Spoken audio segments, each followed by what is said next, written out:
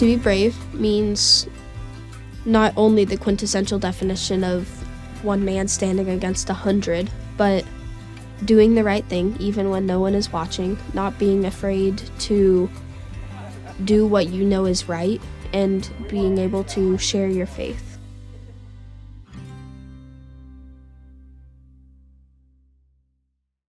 Brandon was a healthy, active 6-year-old boy. In fact, he had just finished playing his last baseball game of the season, and we had noticed he had a little dribble, so, maybe started a cold or something.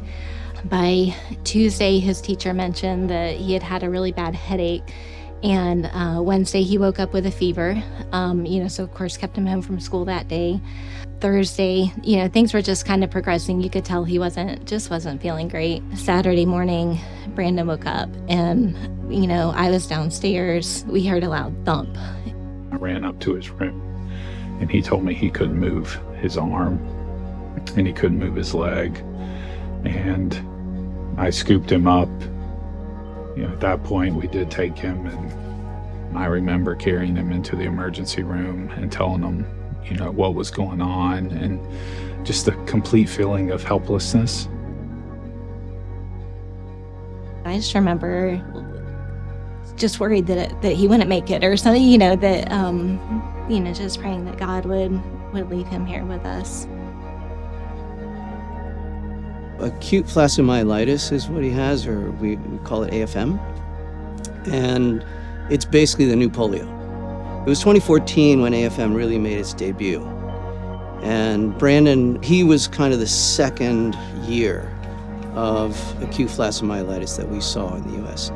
Acute flaccid myelitis, which can mean that you have some weakness and you lose the ability of some of your nerves to work. It primarily affected his lower extremities and his upper one arm, and he's received lots of treatment for that at various shrines along the way, lots of therapy. We were looking for a everyday in and out therapy that is good, solid, and helpful. Found Shriners. We went for a visit to see if they could do anything, and it was exactly what I needed. He started going to therapy there pretty much every day for PT and OT. They did a really great job of, certain things he had to do, but then they would reward it with something else. The hardest thing I've ever done was learning to walk again, not only physically, but also mentally. It was one of the hardest, yet most rewarding things, realizing that I can be normal and I can have an opportunity at a life like everybody else, and not have to be wheelchair bound. As a 6-year-old, it was a really, really big thing to be able to just even do something as simple as walk.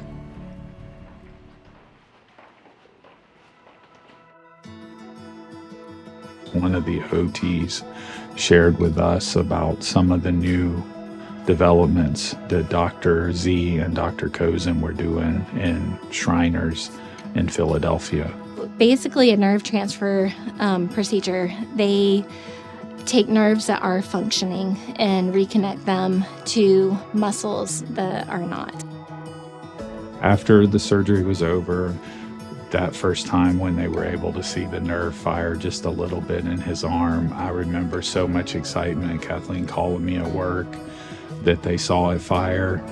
Before the surgery, I had zero function in my arm, and I couldn't do anything with it. I can now do a bicep curl, and I can function and eat almost like normal. Brandon, I think, is a pretty special kid. He is a very strong, very compassionate child who is mature way beyond his years. I think Shriners occupies a very special place in the medical system, in that we can do things that other hospitals can't.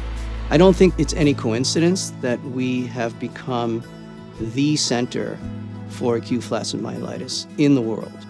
It just shows you how, if you have the right resources, you can tackle really difficult problems that other people are not able to tackle.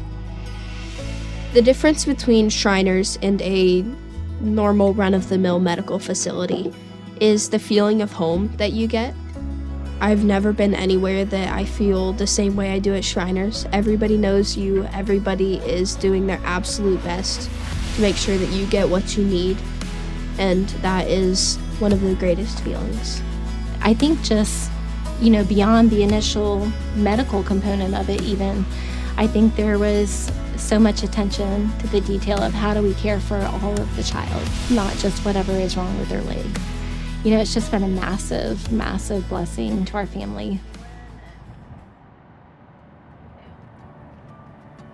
When I think of the future for Brandon, clearly I get teary. I don't know, I just think anything is possible for him. He's very determined and driven and just so happy. Giving back as an international patient ambassador means so much to me because of everything that has been done for me. I wouldn't be able to use my right arm. I wouldn't be able to walk if it weren't for Shriners. I am so grateful for that, and I want to be able to provide that opportunity for every kid that needs it.